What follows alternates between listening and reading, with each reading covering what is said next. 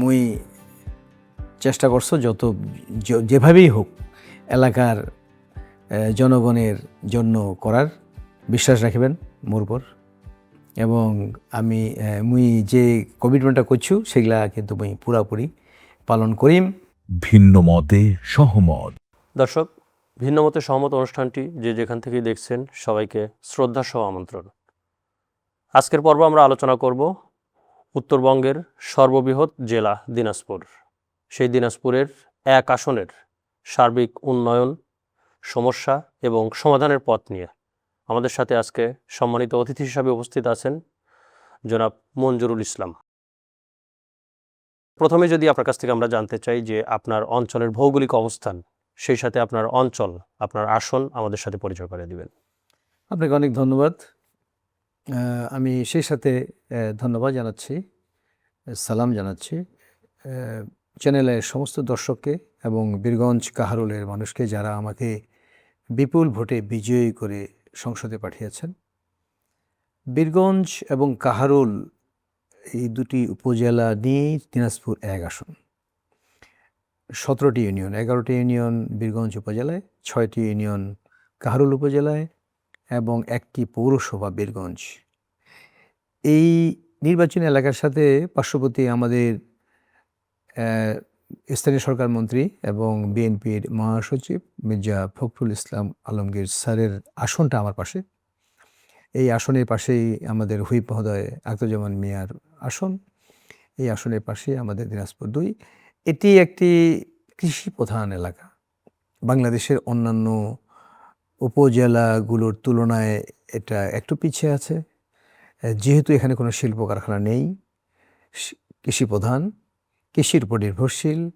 এবং এখানকার মানুষরা অন্যান্য এলাকার মানুষ যেভাবে বিদেশে শ্রমশক্তি রপ্তানি করেছে, আমাদের এলাকার খুব একটা মানুষ বিদেশে নেই। ফলে একটা গ্রামীণ যে অবয়ব এখনও সেখানে দেখা যায়। গত 17 বছরে বেসিক্যালি কোনো উন্নয়ন সেভাবে হয়নি বলে এখনও এখানকার মানুষ প্রিমিটিভ যুগেই আছে বলে মনে করি। ধন্যবাদ জনাব মঞ্জুরুল হোসেন। আমি যদি একটু পেছনে ফেরত যাই, নির্বাচনের আগের 3 মাস যে কর্মব্যস্ততা আপনি পার করেছেন এবং নির্বাচনের পরে আজকে প্রায় 2 থেকে 2.5 মাসের পথে, তখন থেকে এখন পর্যন্ত আপনার কাজের মধ্যে, কর্মব্যস্ততার মধ্যে পার্থক্য কি খুঁজে পাচ্ছেন? অ্যাকচুয়ালি নির্বাচনের আগে আমাদের সময়টা ছিল, আমাদের নমিনেশন পাওয়ার আগে এক ধরনের, নমিনেশন পাওয়ার পরে আরেক রকম, নির্বাচনের পরে আরেক রকম।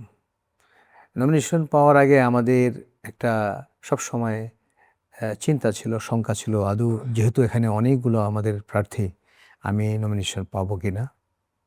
তারপর আমি নমিনেশন পাওয়ার পর আমি যখন নির্বাচন কাজে নামলাম, তখন একটাই লক্ষ্য ছিল, জনগণের কাছে আমাদের বক্তব্যগুলো, আমাদের কর্মসূচিগুলো জানানো এবং আমি কি করতে চাই নির্বাচিত হওয়ার পর। এই নির্বাচন উপলক্ষে আমি ছুটে বেরিয়েছি পাড়া থেকে গ্রামে, গ্রাম থেকে ইউনিয়নে, ইউনিয়ন থেকে উপজেলায়। নির্বাচনের পরে, নির্বাচিত হওয়ার পর এখন আমার প্রতিশ্রুতি বাস্তবায়নের কাজ। আমি যা বলেছি নিশ্চয় আমার সব মনে আছে।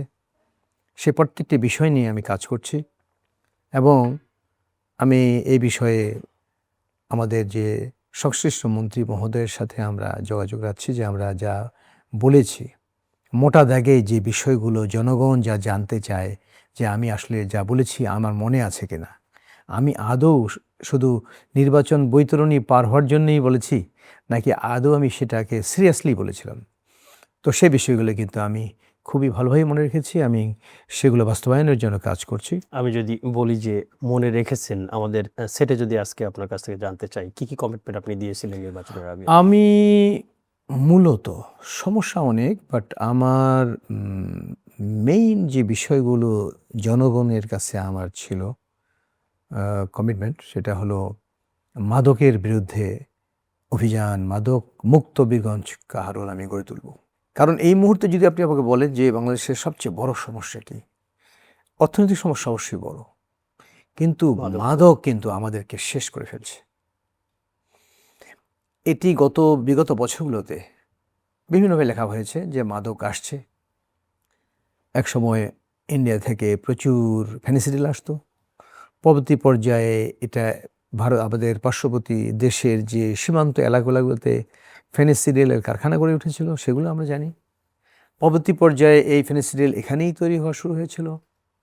এখন আবার নতুন অনেকগুলো আইটেম এসেছে, যেমন আমরা ইদানিং দেখছি মায়ানমার থেকে প্রচুর আসছে। ফলে এটা একটা সহজলভ্য বস্তু এবং গ্রামে গঞ্জে যেটা আগে শহরে ছিল এটা গ্রামে ছড়িয়ে গেছে। প্রত্যেকটি পাড়ায়, মহল্লায়, বাজারে একটার পর একটা পরিবার এফেক্টেড হচ্ছে এবং যে পরিবারে মাদকাসক্ত একটি ছেলে আছে সেই পরিবারটা আসলে সুখ শান্তি সব শেষ। আমি যদি প্রশ্ন করি যে ভৌগোলিক অবস্থান থেকে আপনার আসনে কি অন্য অন্য আসনের তুলনায় কি একটু মাদকের প্রচলন একটু বেশি? আমার ধারণা যে আমাদের অবস্থা প্রায় একই। এটাকে কম্প্যারিজনে আনা খুব কঠিন, কিন্তু আমার মনে হয় যে কম বেশি আমরা সবাই এফেক্টেড। মাননীয় সংসদ সদস্য, আপনি যে সমস্যার কথাগুলো বললেন, এই কথাগুলো তো আসলে আপনি যখন সংসদের বাহিরে ছিলেন তখন হয়তো বা মানুষ বলবে বা বলছে। এখন তো আপনি সরকারে এবং আপনার আসনের আপনি কর্তা। সো এগুলোর থেকে সমাধানের জন্য আসলে কি ধরনের উদ্যোগ নেওয়া প্রয়োজন বলে মনে করেন? আপনি যদিও সংসদে কথা বলেছেন, আপনি বলছেন শুধুমাত্র কি আলোচনাই আসলে এটা সমাধানের পথ, নাকি আসলে মাঠ পর্যায়ে কোনো কাজের অগ্রগতি প্রয়োজন? আপনাকে ধন্যবাদ। এটা খুব খুব গুরুত্বপূর্ণ প্রশ্ন অ্যাকচুয়ালি। আমি যখন সংসদ অধিবেশন চলে তখন তো আমরা এখানে থাকতে হয়, কিন্তু সংসদ অধিবেশন শেষ হলেই আমি এলাকায় যাই এবং আমি যাওয়ার পরেই প্রথম যে মিটিংটা আমি করি থানা প্রশাসনের সাথে, আমি জানতে চাই যে আপনারা গত সপ্তাহে আপনারা কী করলেন, কতজন ধরেন। যদিও আমি প্রতিদিনই রিপোর্ট পাই, রাতেই আমাকে ওসি সাহেব জানিয়ে দেন যে স্যার আমরা আজকে এই ধরলাম। তারপরে আমি রিভিউ করি যে অনেক জায়গা থেকে আমার কাছে কমপ্লেন আসছে। আমাদের প্রশাসনের লোকবল কম, থানা প্রশাসন। একটা উপজেলার মধ্যে ধরেন আমার বীরগঞ্জ উপজেলায় লোকবল এবং লজিস্টিক নিয়ে লজিস্টিক সাপোর্ট আমাদের ধরেন এই পুলিশে আমরা পারবো না, কারণ 11টা ইউনিয়নে এক রাতেই 11টা আমার টিম দরকার। তা আমি এক রাতে একটা ইউনিয়নে টিম পাঠাচ্ছি বা 2টা, বাকি 9টা ইউনিয়ন কিন্তু আমার অফ থাকছে। তো আমি যদি পর্যায়ক্রমে বাই রোটেশনে যাই এইভাবে হবে না। আমাদেরকে ক্র্যাশ প্রোগ্রাম নিতে হবে যে আমরা 6 মাসের মধ্যে নির্মূল করব। তো সেখানে আমার ফুল লজিস্টিক সাপোর্ট লাগবে। একসাথে আমার 2-3টা টিম একটা ইউনিয়নে দিতে হবে, না হলে এদের সংখ্যা এত বেশি যে এখান থেকে এইভাবে আমরা বসে বক্তব্য দিচ্ছি কিন্তু বাস্তবতাটা ভিন্ন। ধন্যবাদ। মাননীয় সংসদ সদস্য, আপনি মাদকের কথা বলেছেন যে যদিও এটি সারা দেশের একটি বড় সমস্যা। আমরা তারপরে যদি প্রোগ্রামের স্বার্থে আরো জানতে চাই যে আপনার আসনের আর কি সমস্যা আর আমি ধন্যবাদ আপনাকে, ধন্যবাদ। আমি সেটা আসছি। আমার একটা প্রথম যে কথাগুলো আমি কমিটমেন্ট করেছিলাম আমার জনগণের কাছে, তার মধ্যে মাদক ছিল 1 নম্বর। 2 নম্বর ছিল আমার রাস্তাঘাট। সবচেয়ে সমস্যা এখন গ্রামে। আমরা যখন নির্বাচনে যাই তখন গ্রামের মানুষ আমাদেরকে বলেছে আপনার কাছে চাওয়ার কিছু নেই, আপনি আমাদের এই রাস্তা ঠিক করে দেন। এটা আপনার অঞ্চলের মানুষই আপনাকে বলছে? একটাই, এবং মহিলারা। কেন? কারণ বর্ষার সময় আমাদের রাস্তার অবস্থা এমন হয় যে হেঁটে যাওয়া তো দূরের কথা, ওই এলাকায় যে অটোগুলো চলে, এখন তো রিক্সা নাই বললেই চলে, এই অটো যেতে চায় না, যাত্রী নিতে চায় না, সাইকেল নিয়ে চলতে পারে না, মোটরসাইকেল নিয়ে চলতে পারে না, ভ্যান গাড়ি নিয়ে চলতে পারে না। ফলে সবচেয়ে সাফারার হলো আমাদের মায়েরা, যাদের সন্তানরা স্কুলে পড়ে তারা স্কুলে নিয়ে যায়, তারা স্কুলে নিতে পারে না। তখন তাদের যে আর্থিক যে দুরবস্থা, দৈন্যতা, এইটার ছাপিয়ে তারা তাদের প্রধান দাবিতে পরিণত হয়েছিল রাস্তাঘাট। মানে সংসদ সদস্য, আপনি সুন্দর বলেছেন। তারপরে যদি প্রোগ্রামের স্বার্থে আরেকবার জিজ্ঞেস করি, আপনার যে আসনের সমস্যাগুলোর কথা বললেন, এটা কি আপনার আশপাশের যে আসনগুলো রয়েছে সেই আসনগুলোতেও কি সেম সমস্যা? আমার বিশ্বাস যে প্রায় সেম। আমাদের যদি আমার পার্শ্ববর্তী আসনগুলো বলি, একই সমস্যা আমরা জর্জরিত। তাদের হয়তো স্পেশাল আরও কিছু থাকতে পারে, বাট আমার আসনে আমি মোটা দাগে মাদক, রাস্তাঘাট, শিক্ষা, স্বাস্থ্য 2টা খুব গুরুত্বপূর্ণ বিষয়। আপনার কমিটমেন্টের কথা বলেছেন। আমরা যদি কমিটমেন্টের বাইরে এসে নির্বাচনের পরে মাত্র আপনি 2 মাস পার করতেছেন আপনি সংসদ সদস্য হিসাবে শপথ নেওয়ার পরে। এর মধ্যে যদি জানতে চাই যে দৃশ্যমান এমন কোনো কিছু করা হয়েছে যেটি আপনার অঞ্চলের মানুষ দেখেছে বা আপনি কোনো প্ল্যানিং করছেন যে সামনে এই কাজগুলা করবেন। এ ধরনের কোনো বিষয় থাকলে আমি অবশ্যই শেয়ার করুন। আমি যদি আপনাকে বলি যে এখন পর্যন্ত আমার এলাকায় যদি আপনি কথা বলেন, আপনাদের তো সব জায়গায় রিপোর্টার আছে। আমি গত 2 মাসে এই মাদকের বিরুদ্ধে যে কাজটা করেছি অলরেডি, এটা গত 17 বছরে হয়নি। এবং আমার প্রত্যেকটা কমিটমেন্ট থেকে আমি সরে আসব না। আমি চেষ্টা করব। এই কমিটমেন্ট ছাড়াও শিক্ষা, স্বাস্থ্য একটা বিরাট ইস্যু, যেটা আ আমাদের শিক্ষার দিক দিয়ে আমরা অনেক পিছিয়ে আছি। আমাদের শিক্ষা ব্যবস্থা যেটা সত্যি কথা বলতে আমাদের ইনফ্রাস্ট্রাকচার যে থাকা উচিত ছিল, বিল্ডিং, মাঠ, এটা ছাত্ররা যে একটা পরিবেশে যে লেখাপড়াটা শিখবে, সেই পরিবেশটা এখন আমরা দিতে পারিনি। অধিকাংশ প্রাইমারি স্কুলের বাউন্ডারি নাই। প্রাইমারি স্কুলে ছোটো, ছোটো বাচ্চারা যারা স্কুলে যায়, তাদের নিরাপত্তা যেটা, সেটা আমরা দিতে পারিনি এখন পর্যন্ত। এখন ড্রপ আউটের সংখ্যা বেড়ে গেছে। আমাদের প্রাইমারি স্কুলগুলোতে ফাঁকা থাকে আমাদের সিটের তুলনায়। আমাদের যেহেতু আর্থিক সামাজিক অবস্থা খুবই করুণ, ফলে কৃষকেরা তাদের ছেলেকে, একটা দিনমজুরকে এখন 500, 600, 700 টাকা ছাড়া পাওয়া যায় না। ফলে তার সন্তানকে সে কখনো স্কুলে যাওয়া বাদ দিয়ে সে কাজে নিয়ে যায়। যেহেতু মজুর পাওয়া যাচ্ছে না, ক্লাসে চলো। ফলে আমি দেখছি যে ক্লাসে যেই হারে আমাদের স্টুডেন্ট থাকার কথা, সেই হারে স্টুডেন্ট নাই। 6 এ যারা ভর্তি হয়, ঠিক এসএসসি পরীক্ষার সময় অর্ধেকও পাওয়া যায় না। তো ফলে এটা একটা বিরাট ইস্যু। আমরা আমাদের এই ছাত্রছাত্রীদেরকে, সন্তানদেরকে স্কুলে আমাদের উপস্থিতির সংখ্যা বাড়ানোর জন্য আমাদের একটা প্রোগ্রাম নেওয়া প্রয়োজন। এই শিক্ষার মান তো একটা ইস্যু আছে। স্বাস্থ্য বিরাট একটা ইস্যু। আমাদের স্বাস্থ্য, আমাদের হসপিটালের যে অবস্থা, একটা উপজেলার এত মানুষ, সেখানে মাত্র 50 শয্যা। সেই শয্যাটাও সেখানে সার্জারি, যেমন গাইনির আমাদের। মানে আপনার আসনের উপজেলায় কি 50 শয্যা বিশিষ্ট হসপিটাল আমার আছে? আসনের উপজেলা, একটি উপজেলায় 50 শয্যা, আর কাহারুল উপজেলায় হলো 31 শয্যা। আপনি চাচ্ছেন কি? কি আমি ধরনের কাজ আমার করতে চাচ্ছেন আমার আপনার আসনের কমিটমেন্ট মানুষের? ছিল যে এই 50 শয্যাকে 100 শয্যা করতে হবে মিনিমাম। আমি বলেছি 150, বাট আমার মনে হয় যে 50 থেকে 150 টাকা হয়তো যাবে না, বাট 100 শয্যায় যাওয়া প্রয়োজন। এবং কাহারোল উপজেলায় 31 শয্যা থেকে এটাকে 50 শয্যা মিনিমাম করতেই হবে। আমি যদি আবার একটু আপনাকে পেছনে নিয়ে যাই, আপনার আসনের আপনি ভৌগোলিক অবস্থান বলেছেন। আমরা যদি প্রধান পেশা সম্পর্কে জানতে চাই, আপনার আসনের মানুষের আসলে প্রধান পেশাগুলা কি? তারা কিসের প্রধান উপরে? পেশা হলো কৃষি। আপনি বলেছেন। সো কৃষি নিয়ে আপনার কোনো পরিকল্পনা আছে কিনা? এবং সেই সাথে আপনি আপনার কথায় উল্লেখ করেছেন যে প্রান্তিক জনগোষ্ঠীও সম্ভবত রয়েছে। সো প্রান্তিক জনগোষ্ঠী, কৃষি এবং সেই সাথে তরুণদের জন্য আপনার পক্ষ থেকে কোনো হ্যাঁ, এটা উদ্যোগ ভালো নেয়া পয়েন্ট আছে বলছেন। কিনা? আমি অ্যাকচুয়ালি ভুলে গিয়েছিলাম। আমার যে কমিটমেন্টগুলো ছিল নির্বাচনের আগে, মোটা দাগে যেটা বলেছিলাম আমি, সেটা হলো এই তরুণদের কর্মসংস্থানের বিষয়ে আমি কমিটমেন্ট করেছিলাম এলাকার জনগণের কাছে যে এখানে বীরগঞ্জ এবং কাহারুলে 2টি কারিগরি শিক্ষা প্রতিষ্ঠান গড়ে তোলা। কারিগরি শিক্ষা প্রতিষ্ঠান ছাড়া, কারিগরি শিক্ষা ছাড়া আমরা কর্মসংস্থানে, সরকারি চাকরি, বেসরকারি চাকরি দিয়ে আমরা কখনো বেকার সমস্যার সমাধান করতে পারবো না। আমাদের কর্মসংস্থানে আসতে হবে। সেই সাথে আমাদের সারা বিশ্বে এখন man power recruitment, man power import একটা বিরাট ইস্যু। কারণ অনেক দেশের, আমরা যদি সিঙ্গাপুর, কোরিয়ার কথা বলি, আমি মিডল ইস্টের কথা বাদ দিলাম, সিঙ্গাপুর, কোরিয়া, জাপান, হংকং, এদের কিন্তু তাদের ম্যান পাওয়ার শর্টেজ হিউজ। কিন্তু আমরা যা পাঠাই, আমাদের এখানে যারা যায় টোটালি আনস্কিল লেবার। আমরা গ্রাম থেকে একটা ছেলে যে কিছু জানে না, সে টাকার বিনিময়ে একটা চাকরি নিয়ে চলে যায়। এরা মেজরিটি গিয়ে কাজ করে ওখানে, হয়তো খুবই বাগান নিম্নমানের কাজ পরিচর্যা, করতে হয়। বিল্ডিং কনস্ট্রাকশনের যোগালি, এবং অথবা ক্লিনার।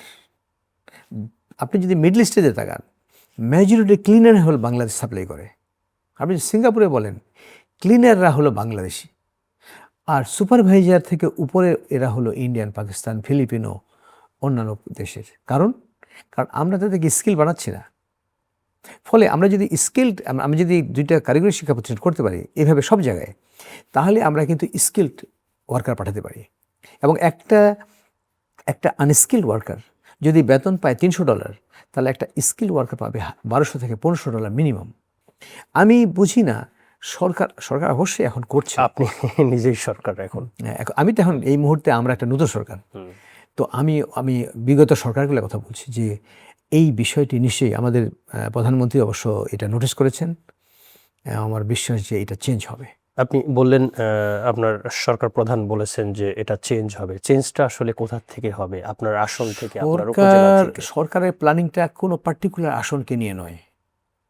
ওভারঅল সারা হ্যাঁ, বাংলাদেশে। আমরা যখনই কোনো দাবি দেই, সরকার তখন ওই এলাকা নিয়ে ভাবে না, কিন্তু সরকার ভাবে যে আচ্ছা এইটা তো সারা বাংলাদেশের সমস্যা। এবং আমি যেটা বুঝেছি তাতে আমার কাছে মনে হয় যে সরকারের প্ল্যান আছে প্রত্যেকটি উপজেলায় কারিগরি শিক্ষা প্রতিষ্ঠান গড়ে তোলার। এটা ডিপেন্ড করে আমাদের ফাইন্যান্সিয়াল ক্যাপাবিলিটির উপরে। এবং সেটা তো সেই প্ল্যানিং গুলা তো আসলে সংসদ সদস্য বা আমরা- লোকাল পর্যায়ে যারা থাকবেন তারাই তো আসলে আমরা তুলে ধরবে। আমরা অলরেডি এটা একটা বক্তব্য এসেছে যে কারিগরি শিক্ষা প্রতিষ্ঠান প্রত্যেকটি উপজেলায় করা হয়, বক্তব্য এসেছে। আমরা তো এমপিরা সরাসরি একটা সরকারের বিষয়গুলোতে খুব ইনভলভ হতে পারে না। ধন্যবাদ। মাননীয় সংসদ সদস্য, আমরা আরেকবার একটু পেছনে যেতে চাই। জি।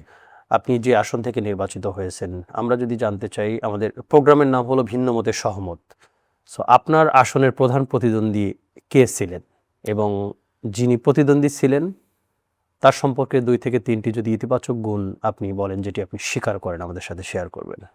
আমার প্রধান প্রতিনিধি ছিল জামাতে ইসলামের প্রার্থী মতিউর রহমান। সে বয়সে আমার অনেক জুনিয়র, ভালো ছেলে, ইজ ফাইন। তার সম্বন্ধে কোনো খারাপ কথা কেউ বলেনি এখন পর্যন্ত। I respect him, even he is junior, but আমি তাকে রেসপেক্ট করি। আমাদের প্রচারণার ক্ষেত্রে আমাদের মধ্যে কোনো রকম সমস্যা হয়নি। আমরা খুব ডিসেন্টলি প্রচারণা চালিয়েছি, এখনও আমাদের সম্পর্ক ভালো। আর আমি মনে করি যে রাজনৈতিক জায়গাটা আমাদের যে অতীতের কাদা ছোড়াছড়ি থেকে আমাদের বেরিয়ে আসা উচিত। আমরা একটা উন্নত বিশ্বের ডেমোক্রেসিকে আমাদের ফলো করা উচিত, যে আমাদের প্রতিনিধিতা থাকবে, কিন্তু সেটা যেন ব্যক্তিগত পর্যায়ে, নোংরামির পর্যায়ে না যায়। আমাদের পার্শ্ববর্তী অনেক দেশ ডেমোক্রেটিক এবং গণতান্ত্রিক যে ধারাটা, সেটা আমাদের ফিরিয়ে আনা উচিত। উই আর ফাইন, আমাদের মধ্যে পলিটিক্যাল হারমোনি আছে। আমরা কখনো প্রতিহিংসা রাজনীতি আমি পছন্দ করি না। আপনার আসন থেকে আপনি কোনো ভিন্ন মত অ্যাকসেপ্ট করেন কিনা বা ভিন্ন মত শুনতে পান? অবশ্যই আমি মনে করি যে পজিটিভ সমালোচনা খুব প্রয়োজন। কারণ আমি একজন নির্ভুল মানুষ হতে পারি না, আমার ভুল হতে পারে। আমরা সবাই ভুল করি আসলে, কিন্তু সেই ভুলটাকে ধারণ করে আমরা সেটা কারেকশন করার জন্য মানসিকতা থাকতে হবে। কেউ যদি আমাকে সমালোচনা করে, আমি কথা বলবো, হ্যাঁ ফাইন, সরি, ওকে, আমি তার এটা কারেকশন করছি, আমি এটা পছন্দ করি। কিন্তু আমার বর্তমানে সমস্যাটা হয়ে গেল যে সাইবার ক্রাইম যেটা, সাইবার বুলিং, এটা কিন্তু খুবই নিয়ন্ত্রণের বাইরে চলে যাচ্ছে। একজনকে হেয় প্রতিপন্ন করাটা খুব ইজি হয়ে গেছে এখন। এটা আমাদেরকে ভাবিয়ে তুলেছে যে এটা থেকে কীভাবে আমরা নিজেকে প্রোটেকশন দিতে পারি। কারণ এটা সরকারি দল বলে নয়, যে কোনো মানুষই এই সাইবার বুলিংয়ের শিকার হচ্ছে। এই ব্যাপারে নিশ্চয়ই হয়তো একটা পদক্ষেপ সরকার থেকে আসবে। ধন্যবাদ মাননীয় সংসদ সদস্য। আমরা আরেকবার যদি আপনার কাছ থেকে জানতে চাই, আপনার আসনের সম্ভাবনা উন্নয়ন, যেগুলো আসলে সম্ভব আপনার আসনে, জাতীয় পর্যায়ে হতে পারে বা লোকাল পর্যায়ে হতে পারে, কি আপনি আশা করছেন যে আগামী 5 বছরের মধ্যে বা আগামী 3 বছরের মধ্যে আপনি যেগুলো করতে চান এবং সংসদে আপনি সেগুলো নিয়ে কথা বলতে চান? সম্ভাবনা হলো যে আমাদের ওখানে প্রচুর ফসল হচ্ছে। এটা আপনি জানেন যে আমাদের দিনাজপুর জেলা শস্য ভাণ্ডার। আমাদের বাংলাদেশে প্রচুর খাদ্য আমাদের ওখান থেকে আসে, প্রচুর ধান প্রোডাকশন হয় ওখানে, ভুট্টা প্রোডাকশন হয়। আমাদের যে গ্রামীণ যে অর্থনীতি, এই এখন ভুট্টার উৎপাদন হওয়ার পরে ব্যাপক উৎপাদন হচ্ছে, সেখান থেকে যে আর্থিক লাভবান যা তারা কৃষকরা ভুট্টা থেকে হচ্ছে। ধান থেকে কম্পারেটিভলি কম, বাট স্টিল ধানের প্রোডাকশন অনেক বেড়ে গেছে। আমাদের আলুর প্রোডাকশন হিউজ, বাট এইবার আলুর দাম এত কম যে কৃষকরা ক্ষতিগ্রস্ত হচ্ছে। তারা যে পয়সা খরচ করে যে উৎপাদন করেছে সেটা কিন্তু তারা পাচ্ছে না, ফলে তারা ক্ষতিগ্রস্ত। কারণ আমাদের অর্থনীতিটাই ডিপেন্ড করে কৃষির পণ্যের দামের উপরে। সেই সাথে আমরা যে সার সাপ্লাই করছি সেই সারটা সমভাবে বন্টন ঠিক এখন পর্যন্ত হচ্ছে না। যেসব এলাকায় সারের প্রয়োজন নেই সেই এলাকার রেশিওটা সাপ্লাই হচ্ছে সেইভাবে। ফলে আমাদের এলাকাভিত্তিক সারটা দেওয়া উচিত, যে এখানে কোন জায়গায় সার বেশি প্রয়োজন। তো এইটা এখনও সমস্যা আছে সার। কৃষি পণ্যের কথা বললেন যে কৃষি পণ্যের কৃষক ঠিকমতো দাম পান না, তো সেক্ষেত্রে কি কৃষি পণ্য সংরক্ষণ করার জন্য কোনো ব্যবস্থা নেওয়ার প্রয়োজন আছে বলে মনে হয় আপনার? অ্যাকচুয়ালি আলু সংরক্ষণ হচ্ছে, কিন্তু আলুর দাম তো সারা বছরই কম। এটা যদি এমন হতো যে আলু প্রোডাকশনের সময় দামটা কম কিন্তু পরে দাম বেশি, তা তো না। আমাদের তো সংরক্ষণগার আছে, আমাদের তো আলু উপচে পড়ছে এই কোল্ড স্টোরেজে। আমাদের প্রোডাকশন প্রচুর, কিন্তু আমরা এক্সপোর্টে যদি এটা শুরু করতে না পারি, বিকজ আমাদের আলু এক্সপোর্ট করতে হবে, আমাদের আলু এক্সপোর্ট করার যথেষ্ট স্কোপ আছে। বিদেশিরা কি চায়, কী ধরনের আলু চায়, কী ধরনের সার প্রয়োগ করতে, কী ধরনের কীটনাশক প্রয়োগ করলে তারা নিতে পারে, তাদের একটা টেস্টিং মেথড আছে। তা আমাদের এটা কমপ্লাই করতে হবে। কিন্তু যদি আপনি বলেন যে স্কোপ আছে, তাহলে এখন বাধাগুলা কোথায়? এখন বা হচ্ছে, কি- এখন এক্সপোর্ট বাধাগুলো এইটাই, আমরা এক্সপোর্ট করছি সীমিত আকারে নেপালে যাচ্ছে এই মুহূর্তে, কিন্তু এটা অনেক কম। মূলত আমাদের একটা ব্যারিয়ার আছে, এক্সপোর্ট ব্যারিয়ার। আমাদের ইন্ডিয়ার উপর দিয়ে যেতে হয়, তাদের মর্জির উপর ডিপেন্ড করে অনেক সময় যে ট্রান্সপোর্টটা। আমাদের পার্শ্ববর্তী দেশগুলো কিন্তু ইম্পোর্ট করে, কিন্তু তাদের কিছু মিনিমাম স্ট্যান্ডার্ড আছে তাদের। মাননীয় সংসদ সদস্য, আমরা অনুষ্ঠানের শেষ প্রান্তে চলে এসেছি। আমরা যদি আগামী 3 বছর নিয়ে আপনার কাছ থেকে জানতে চাই যে আগামী 3 বছরে আপনি আপনার আসনকে কোন জায়গায় দেখতে পাচ্ছেন, যেভাবে আপনি কাজের পরিকল্পনা করছেন বা করতে চাচ্ছেন, সেই জায়গায় যদি কাজ শুরু করেন আপনি আগামী 3 বছরের মধ্যে কোথায় দেখতে চান? ধন্যবাদ আপনাকে। আমার বিশ্বাস যে আমাদের প্রধানমন্ত্রী, বিশেষ করে আমরা যেটাই বলি, আমাদের কিন্তু সংসদ নেতা মাননীয় প্রধানমন্ত্রী জনাব তারেক রহমানের যে ভিশন, যেগুলো আমাদেরকে অলরেডি দেওয়া হয়েছে, আমার বিশ্বাস আপনারা আগামী 1 বছর পরেই একটা চেঞ্জ দেখতে পাবেন। এবং পর্যায়ক্রমে আমরা একটা দেশের উন্নয়ন ডিপেন্ড করে সেখানকার জিডিপি গ্রোথ কি। আমাদের উন্নয়ন একটা হলো সূচক হলো জিডিপির গ্রোথ আমাদের কিন্তু এখন লোয়েস্ট লেভেলে আছে। আমরা আপনার আসন নিয়ে জানতে চাইবো। আমার আপনার কাছ থেকে। আসনটাও কিন্তু ওই জিডিপির মধ্যেই পড়বে। আমি মনে করি যে আমাদের আসনে যদি আমরা সুষম সার বন্টনটা করতে পারি সময় মতো, তাহলে আমাদের প্রোডাকশন অনেক বেড়ে যাবে। আমরা বর্তমানে যে প্রোডাকশনটা করছি, প্রোডাকশন বাড়া মানে আমাদের উৎপাদন বাড়া মানে ইকোনমিটা চেঞ্জ হওয়া এলাকার। আর আমাদের যেহেতু শিল্প কারখানা নাই সেখানে, এবং অদূর ভবিষ্যতেও খুব দ্রুত শিল্প কারখানা গড়ে ওঠার সম্ভাবনা এই মুহূর্তে কম দেখছি। কারণ বিভিন্ন শিল্প কারখানা গড়ে ওঠার বিভিন্ন কারণ লাগে। তো এটা এই মুহূর্তে আগামী খুব নিকট অতীতে নিকট ভবিষ্যতে আমি দেখতে পাচ্ছি না।